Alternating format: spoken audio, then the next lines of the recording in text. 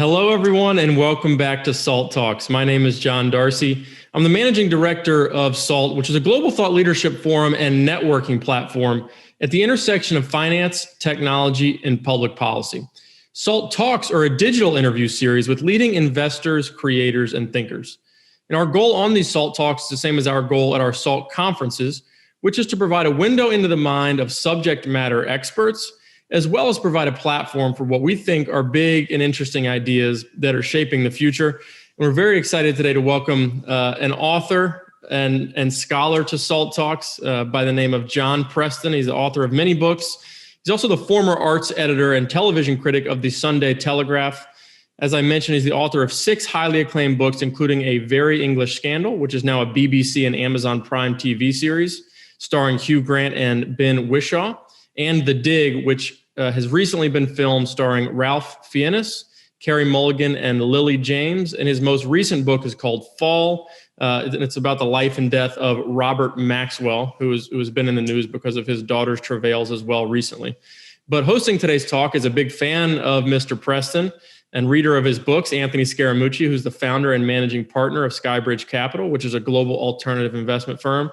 Anthony is also the chairman of SALT, and I'll turn it over to Anthony to begin the interview. I am loving this right now because I'm almost 100% confident that you mispronounced Ralph Fiennes' name. Yeah. Is that correct, Mr. Preston? Well, I got to tell you, don't take this badly. You both mispronounced it. It's okay. Ralph Fiennes. Fine. See that? I love the fact. Well, I obviously, because I'm an Italian American from Long Island, I'm like an Anglophile, so I mispronounce every word that I utter in the English language. But the fact that you, Darcy, mispronounced it, it's giving me joy beyond comprehension. So I'm entering this SALT Talk, Mr. Preston, in a very good mood right now. Excellent. But sir, you wrote a phenomenal book about Mr. Maxwell. The Fall it's called Fall: The Mysterious Life and Death of Robert Maxwell. I want to start out though with how you became an author. Your odyssey, I think, is an interesting one to beginning the process of writing these books. Take us through that arc of your career, sir. Well, I was a journalist for a long time, and I wrote a few novels. I'd get up very early in the morning and write for a couple of hours before I went into the office. And the novels did okay. I mean, they hardly set the world on fire in terms of sales. And then, like a lot of print journalists, particularly in the UK, but also in the US, things started to get bad, and then they got worse. And I began to think, hold on, I've got to find something else to do. So I thought, I can't really do anything else apart from write. So I sat down and I wrote A Very English Scandal, which was about the Jeremy Thorpe affair, which was a big scandal in the 1970s where this man who was the leader of the Liberal Party was accused of diverting Liberal Party funds to pay a hitman to bump off his gay lover. And it really kind of went on from there. And I kind of toyed with the idea of Maxwell for a bit, and I couldn't kind of find a way in. And then it just seemed to me that, in the UK, 30 years after his death, he's still seen as the kind of embodiment of corporate villainy. And I really just wanted to look at him again and see if he was quite as black as he's been painted as, and if so, why, and whether he was perhaps a more kind of nuanced, complex figure than people have, on the whole, given him credit for. So let's go into that, because I think that this is one of the more fascinating things. We have lots of young viewers. Lots of young listeners.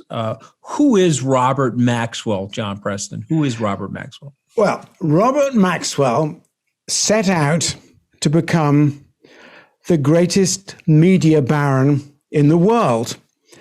And he very nearly succeeded. But in fact, it all went horribly wrong. But one of the extraordinary things about Maxwell is that it's hard to think of anyone in the 20th century who journeyed as far from his roots as Maxwell did. He was born in a small town in what was then Czechoslovakia.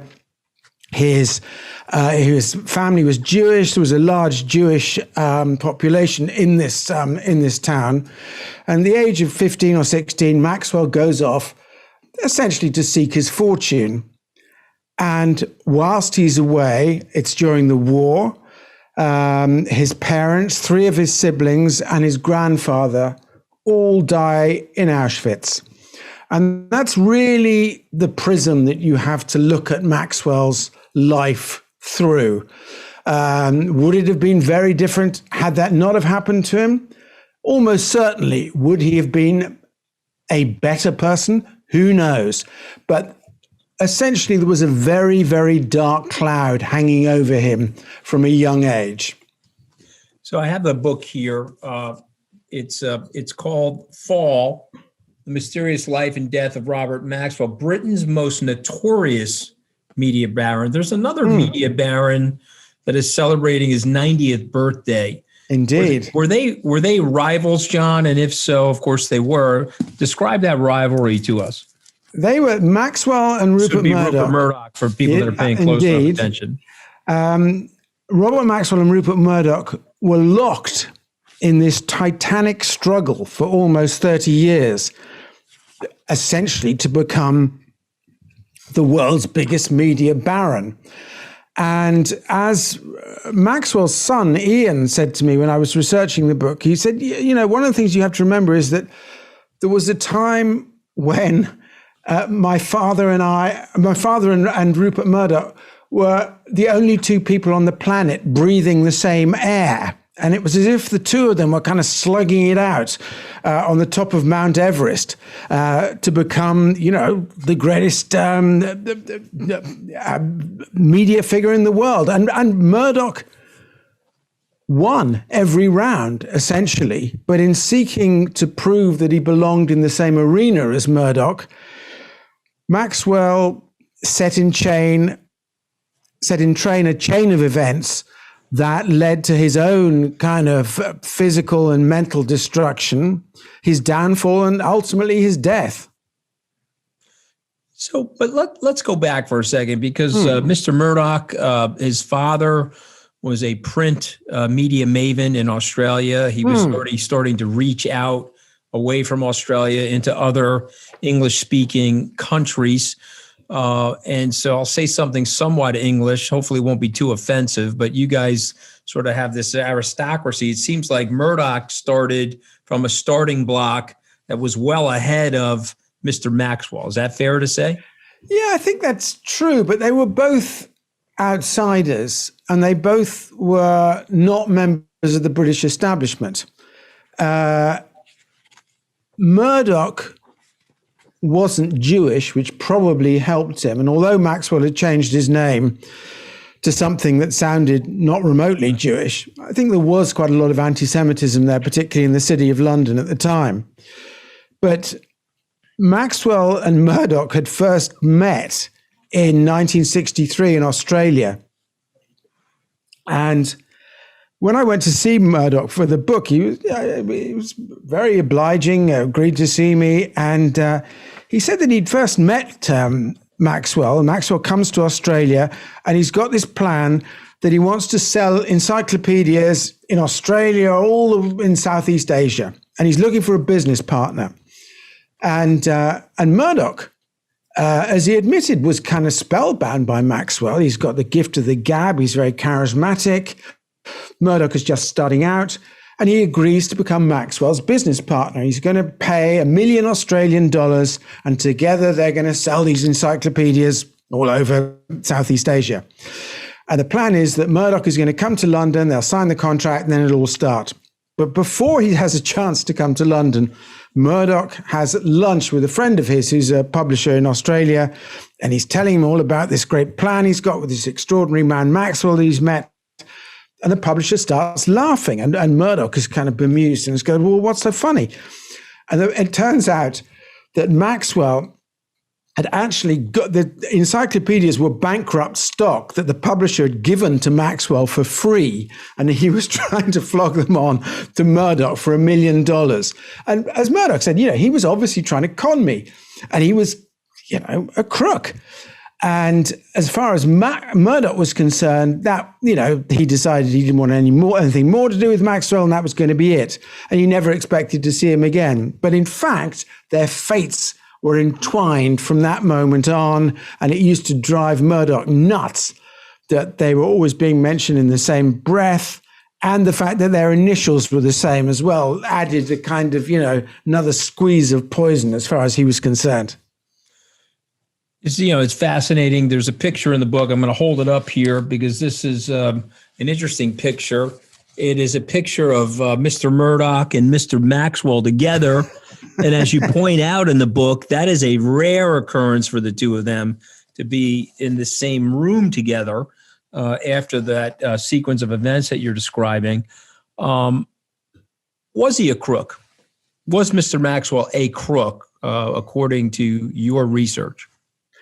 I think that's a very difficult question to answer in a way. If you look at what happened to Maxwell in the early part of his business career, he winds up in Berlin in 1946. He's helping to run an Allied newspaper in Berlin designed to kind of reintroduce Germans to the joys of democracy.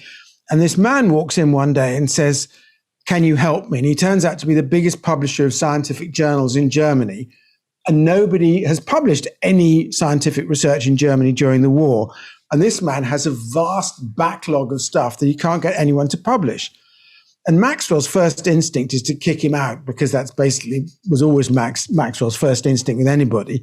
And then he thinks, hold on a moment. And for years as a young man, he's dreamt of getting hold of this commodity that's going to be an enormous demand after the war that he can get for next to no money. And he suddenly realized, my God, the answer's just landed in my lap. And the commodity was knowledge. And Maxwell becomes, during the 1950s, the world's biggest publisher of scientific journals. And he always flew pretty close to the wind in terms of his business career. But I think he was,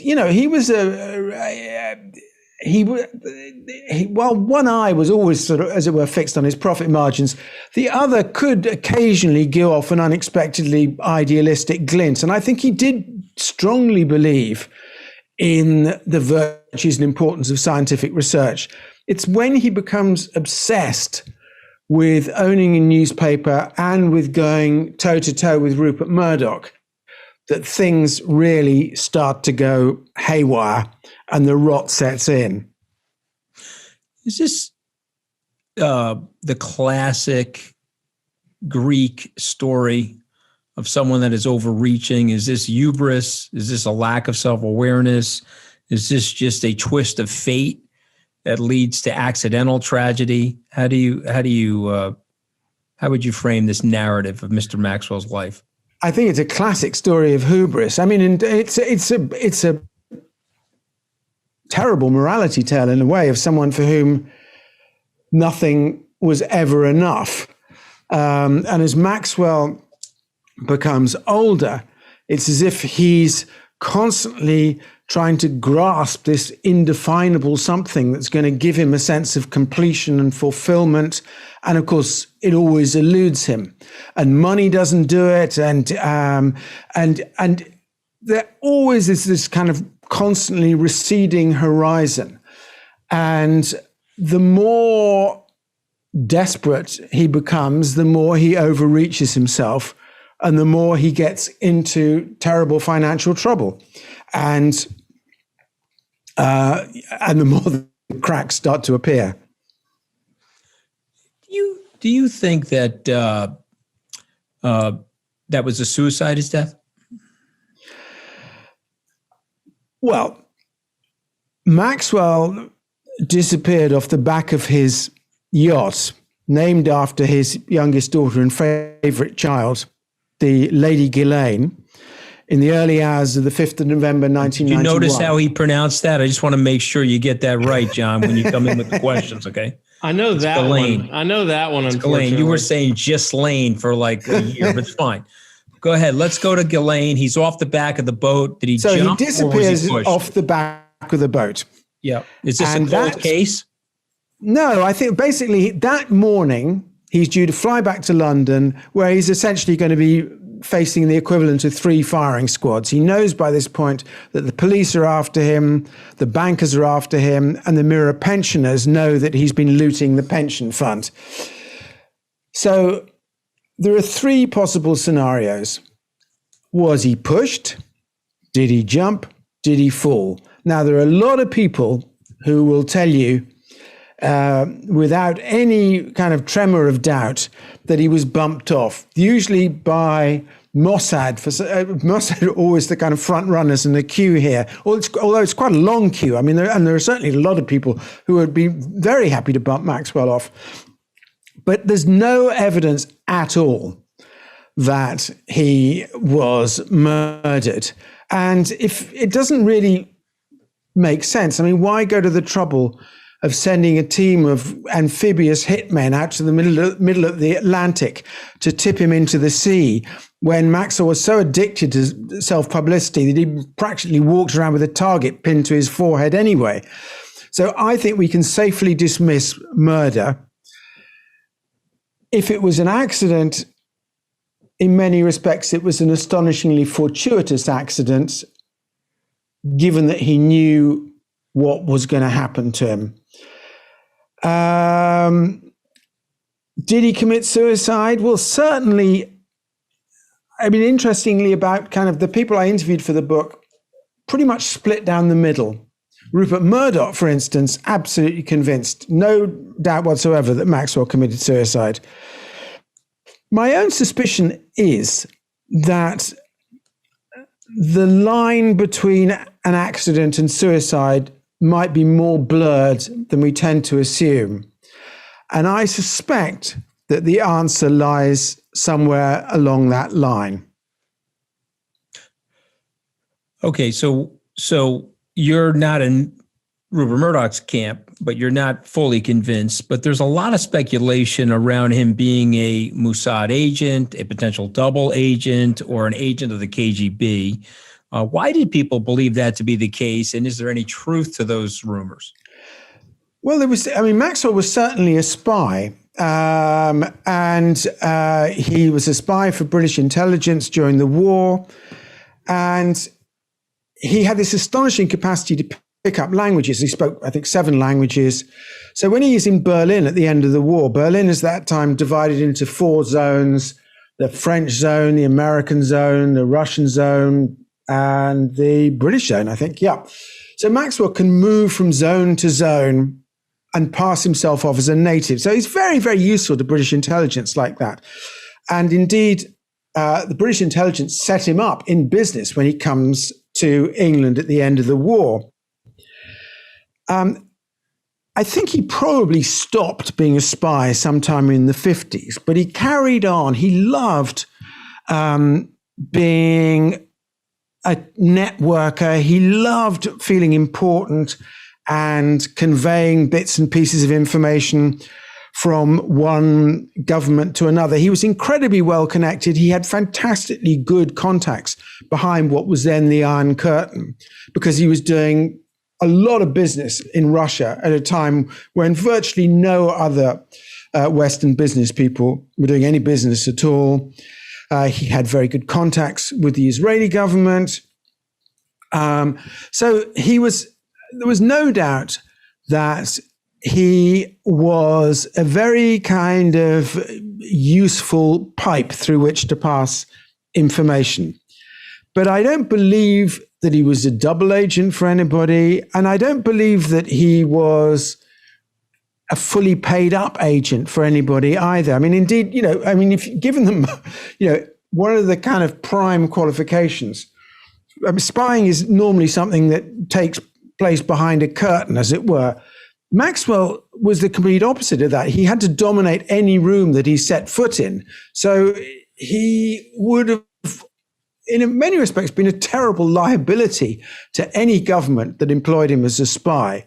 So I think he was used by people to pass information back and forth, but that was pretty much as far as it went. So no reason for them then to off him then, yeah? No, really not. And, and there's stories that he was trying to blackmail the Israeli government and into kind of bailing him out at a time when everything was going down the pan.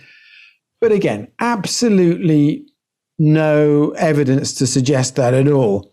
And indeed, the fact that the Israelis pretty much gave him a state funeral when he died and buried him on the Mount of Olives seems a kind of odd thing to do if they've just bumped him off.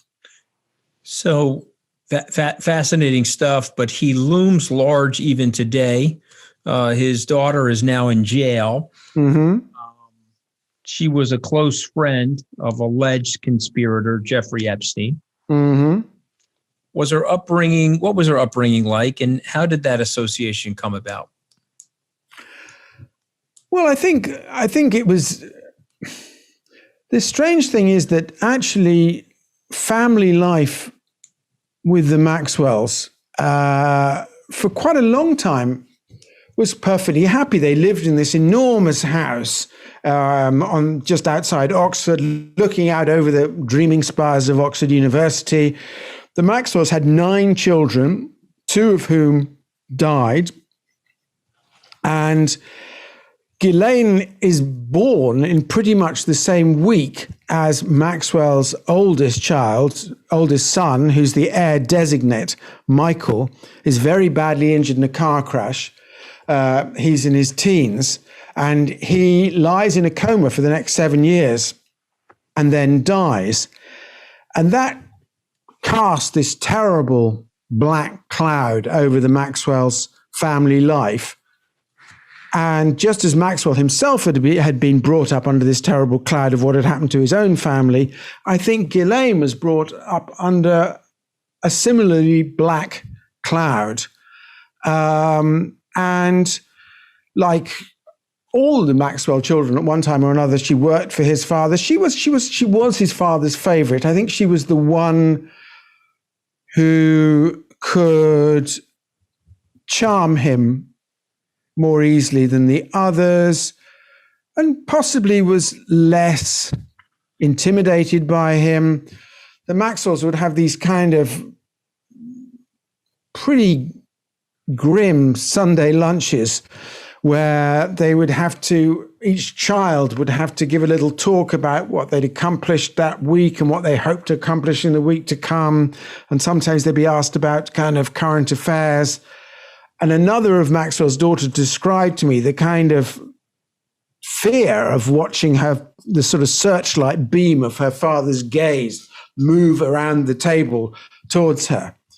And I don't think Ghislaine suffered as badly from that, perhaps, as the others. And then when her father died, she was absolutely grief-stricken, possibly even more so than any of her siblings. I think she absolutely adored her father. And she found herself in New York. People have tried to draw analogies between Jeffrey Epstein and her father, but they don't really stack up, apart from the fact they were both extremely wealthy men at one stage. Epstein was a much more shadowy figure than Maxwell. Maxwell really was this tremendous egomaniac, whereas you feel with Epstein kind of was happier operating underneath the radar. And, how she came into Epstein's orbit, well, obviously there's been a lot written about that. But, I'm one of the people who think that it's entirely possible that Ghislaine, she seems to have been tried and found guilty by the media on both sides of the Atlantic before stood trial. And I believe, possibly in a rather old-fashioned way, that she deserves a fair trial. And who knows, she may well get off. Yeah, well, we'll have to see. I don't know a lot about her. As I like to tell my friends in New York, I didn't start making any money until well after Jeff Epstein's career was exposed and over. So I don't have any, thank God, any relationship there. But it did seem to be that anybody of any profile or wealth was somehow ensnared in his web. Do you think she was ensnared in his web, or do you think that she was a quote unquote co-conspirator of his? The short answer is I don't know. And my book, I very carefully stopped before any of that happened, because I feel it is a different story. Yeah, no, and I understand that. That's why I'm asking the question, because I noticed the stoppage here. I have to turn it over to the millennial. You and I are baby boomers. The millennial is dying to ask questions. Tell the truth. Before the book came out, did you have any idea who Robert Maxwell was?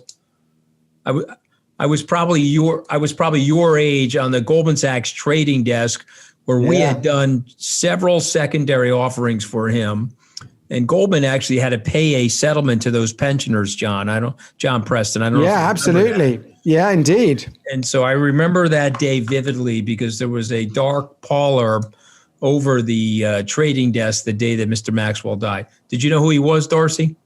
I did, because as any millennial would do, I've gone down the entire, he's a foreign intelligence agent rabbit hole, and Jeff Epstein and Gillan Maxwell were part of some honeypot scheme to ensnare powerful people around the world and blackmail them, which we're not going to get deep into those conspiratorial rabbit holes. But I knew about him because of the whole Gillan Maxwell thing and read up on him. But obviously got more background through this wonderful book.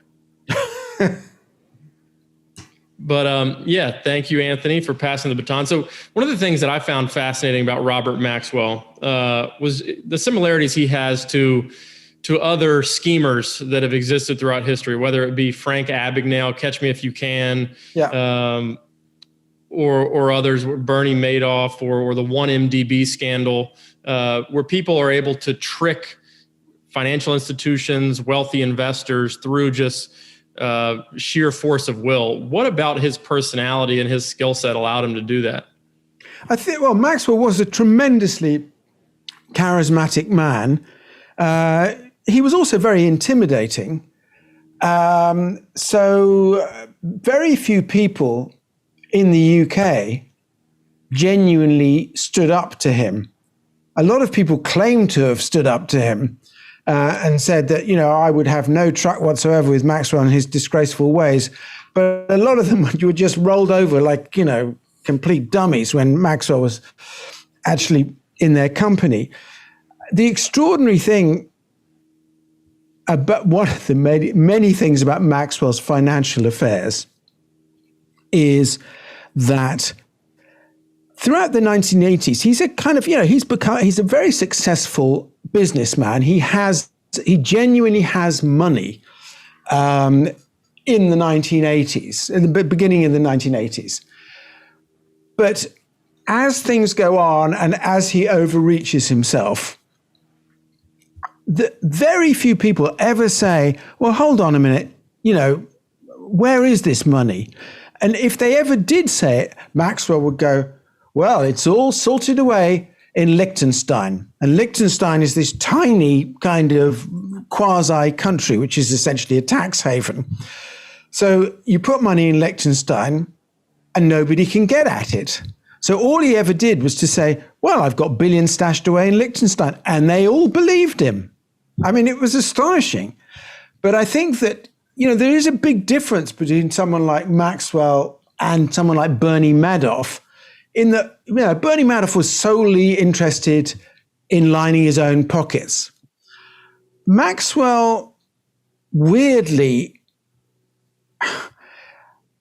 I think he would have actually did loot money from the pension funds of Mirror newspapers, but I think he would have paid it back if he'd been able to.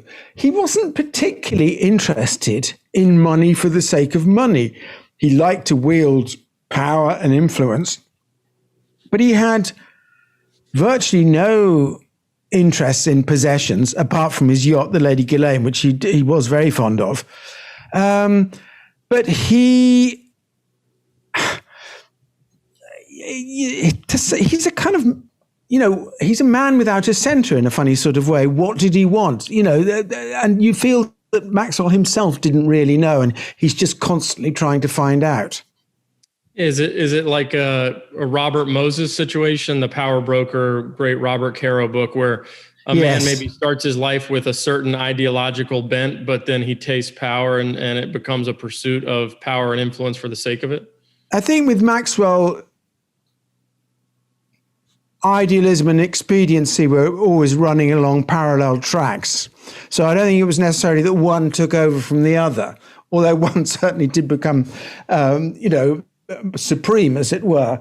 I remember when I started researching the book and when I started writing it, someone asked me how I was going to do it. And I said, it's like a build your own Citizen Kane kit.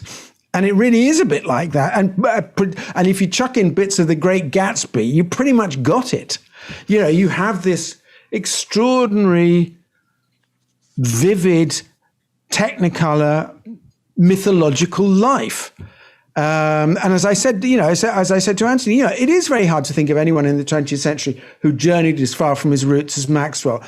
And you have this strange feeling, the older he becomes, it's as if the past is kind of constantly snapping at his heels, almost mocking him for what he's achieved and basically saying you can never escape who you were. Yeah. So is this going to be turned into a Netflix series or a movie or both? What's the future of this story? Because it's too interesting to not be adapted to the screen. Well, it's been bought by the UK company Working Title, and they plan to turn it into a TV series. So there's some discussion at the moment whether you could have one actor playing the young Robert Maxwell, who was incredibly good looking. I mean, looked kind of like Clark Gable. And Maxwell, the older he got, the bigger he got. And I mean, really to the point where you would need someone in the mother of all fat suits to be able to play him. But I'm delighted to say that's not going to be my problem. Anthony has his Screen Actors Guild. Anthony has his Screen Actors Guild. John, if you start, I'm cutting your mic, John. Okay, he was trying to suggest that I could play him without the fat suit. If you start, John, I'm cutting your mic. I saw where you were going with that, okay? No, that is what I'm afraid is Maxwellian paranoia. Mr. Preston, did you hear what he said? He said, I had a Screen Actors Guild card. He was already starting. I had to get in there and interject. Keep going, Darcy. Go ahead. He had already started to respond before I even said anything, John. So your comment about the paranoia is correct. But that's fascinating stuff, and we look forward to watching that. Not and necessarily paranoia if people are after you. Just remember that, okay? Well, we look forward to watching it on screen and hope they remain true to your wonderful book. Before we let you go, is there anything else interesting that we didn't cover related to his life that you think was interesting as you did your research? I think he's a kind of figure who foreshadows Donald Trump in a way, because both of them have similar kind of crazed self-aggrandizement. And Maxwell, as soon as he buys the Daily Mirror in the mid-1980s, he rechristens it, his headquarters, Maxwell House. So you can see, there's a pretty, short line between Maxwell House and Trump Tower. And